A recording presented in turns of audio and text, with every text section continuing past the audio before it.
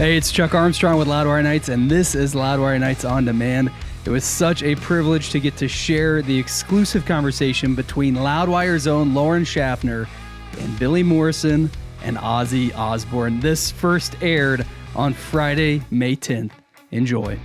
Can you hear us, Lauryn? Yes, I can. Beautiful. I'm sitting here with Ozzy. Hi, guys. How are you doing today? All right, thank you. Wonderful. I am so honored to be speaking to rock royalty. You both are incredible, and this is absolutely a career highlight for me. So thanks for taking the time. Of course. So first, let's start with congrats, Billy, on the release of the Morrison project. You guys collaborated on the song Crack Cocaine together. So that's very exciting. Thank you so much. And Ozzy did say when we started this whole roller coaster, you watch, this song is going to do something. And sure enough, as he always is, you were right, mate. You were right. So thank you. You're welcome. All right. So we're here to talk about the Madhouse Chronicles, which is a new podcast that you two are working on together. Billy, I know that you appeared on the Osbournes podcast a few months ago. So what led you two to start your own podcast together? They called me up and went, do you want to do a podcast with your mate? And of course, look, this is just an inside view of what we talk about anyway. So it's what it is, really. It's like me and Billy, when we see each other, I say, have you seen such and such on the news? They go, oh, yeah, I saw that. And we'll have a conversation about things. And so it's not scripted. No. It's not fancy. It's just like a fly on the wall look at a conversation with two guys, you know. I guess someone heard us talking one day and thought these guys would make a good podcast. You know, isn't it crazy that fans can have that at their fingertips now? They can just listen to you guys have a conversation. I do the thing with the rest of my family. You know, the Osbournes, and that's like a conversation. And people to be writing and go, I really like your views on such and such, or you get people say they like, and people say they don't like. You know, but it's interesting. People want to hear a conversation with us, you know. It's very different nowadays, I think, Lauryn. You know, when Ozzy first started and when I first started, you didn't have the ability to have fly on the wall. And so now it's a whole new genre, if you like. But clearly people want to hear, you know, the family Osbourne chatting about something, or me and Ozzy taking, you know, being stupid about something, or even learning about something. We delve into internet clips and we discuss them. And many times in this first season, Ozzy and I learned stuff by watching these clips, you know. I had the pleasure of watching the first episode, and I wanted to ask, what made you guys decide to talk about aliens for the first episode? Well, I'm really intrigued, and I'm kind of thinking, well, there's so many sightings of these things, UFOs and whatever, UAPs. So surely someone got a movie of like saying that, you know, meet an alien, but I'm convinced they live if they are here, they live in the ocean. Ooh, yeah. We didn't even touch on that, did we? That's a good point. Because I mean, why do they want to? And I wouldn't be surprised if they haven't got 2 arms, 2 legs, and a head and a body, like the grays and all that. It could be like an octopus or something. Yeah. Yeah, they have those fish deep down that have the lights that hang over their heads. Yeah, we chose aliens basically because it's been the longest running topic that me and Ozzy we've always talked about. I'm really interested to find out. I mean, it's gotten really interesting now since I've sailed those aircraft carriers. I've seen them things. And do you remember the testimony, Ozzy, where we played that testimony of that guy? But you know that testimony, I found out about that testimony. He was only repeating what he'd heard. He didn't actually see one. Oh, he didn't? He was told. I think they said that they found non-human biogenics or something like that. He was told they found them. You see, there's always that the whole point of this show is there's always a deeper level. And so we were trying to play these videos and then discuss the ins and outs of, I mean, it's not just aliens. The whole season has but the all thing kinds is, of subjects. it's like this that telescope in space that was interesting as well that can see the beginning of the universe.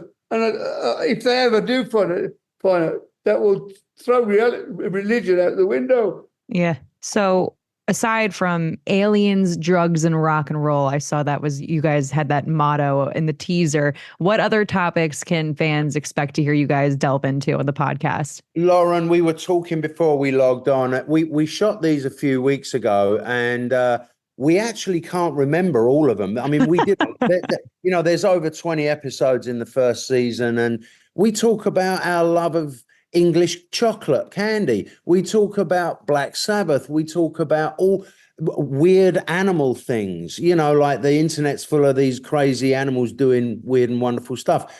It's really just anything that we would normally talk about, but just filmed. Not normally talk.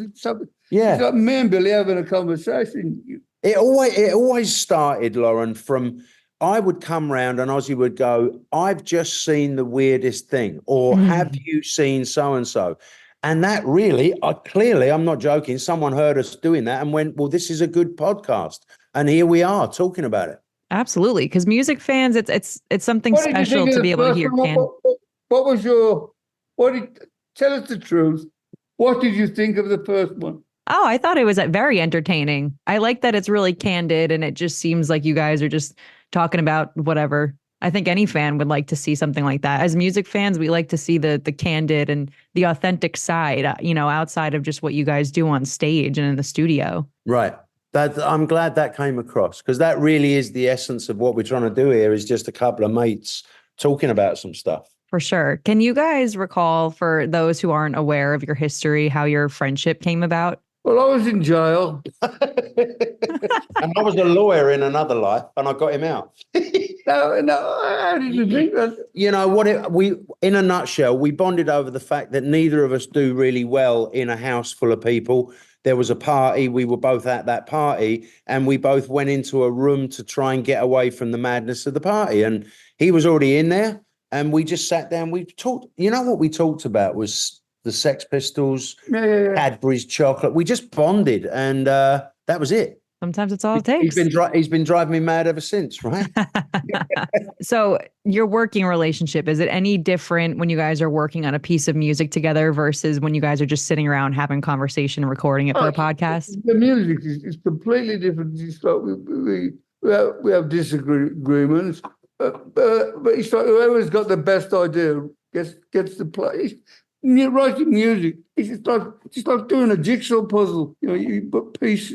I need that one piece. You put it in, and you, as songwriters, we instinctively think we know when we got a song. And I think what's important to note is that it's only by chance that me and Ozzy have even written music together. Primarily we just hang out as mates, but as it happens, we're both musicians. And so if you've known someone for 30 years, there's going to be times in a hotel room or whatever where you go, hey, what do you think of this riff? It's just been a side arm of our friendship. We don't get together and go, we're going to write music. It just happens occasionally, Absolutely. So you guys would say that it's safe to say that even if you weren't musicians, you guys would have a friendship and have a connection outside of that? Absolutely. Yeah, I think the music probably gets in the way because we both have to go and work a lot.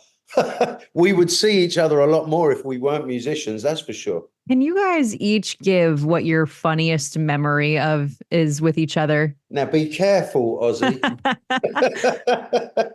I can't remember. Well, I'll give you, while he's thinking, I'll give you one of my funniest memories of Ozzy is it's very hard to know what to buy the Prince of Darkness for his birthday or whatever.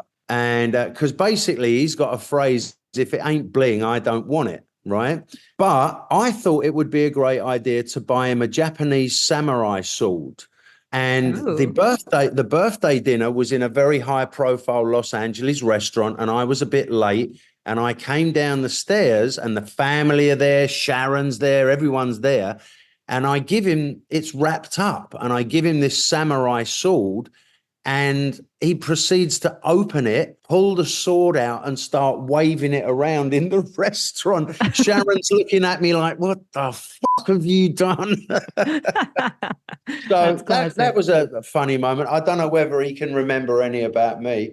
Oh, I can't. That's because I'm not funny, Lauryn. Oh, I don't think that's true. I think he's being a good mate and not throwing me under the bus. I can't think of anything. He's a good. He's helped me out a lot, Billy has, over the years. Oh, that's endearing. That's nice. I think one of the main things that people have said when they watch the Madhouse Chronicles is the overriding sense of how we are together.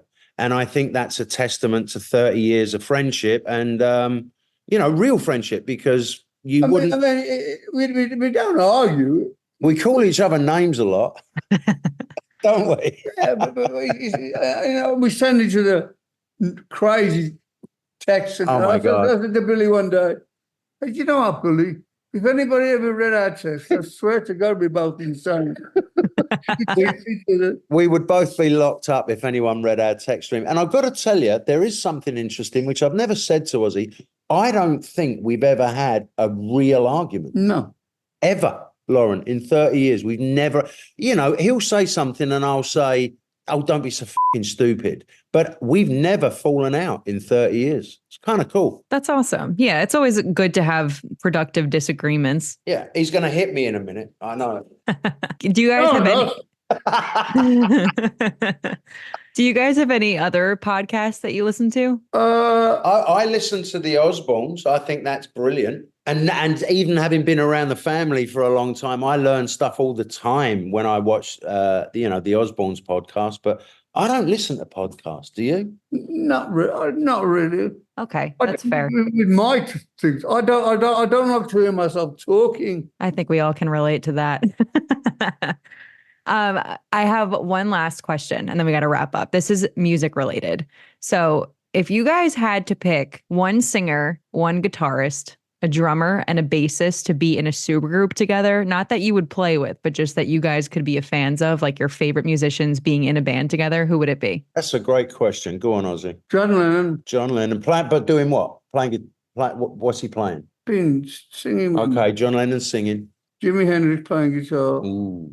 Awesome. Tommy Caprice's playing drum. Nice. And can I have on bass?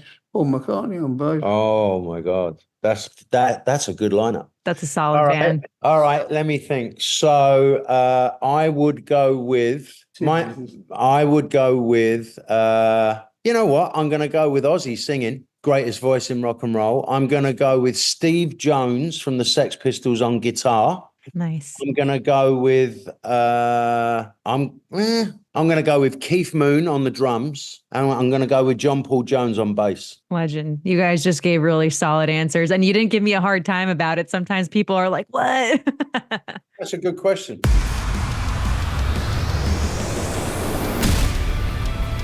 That wraps up this episode of Loudwire Nights on Demand. Stay caught up with everything happening in the world of rock and metal on the Loudwire app and at loudwire.com.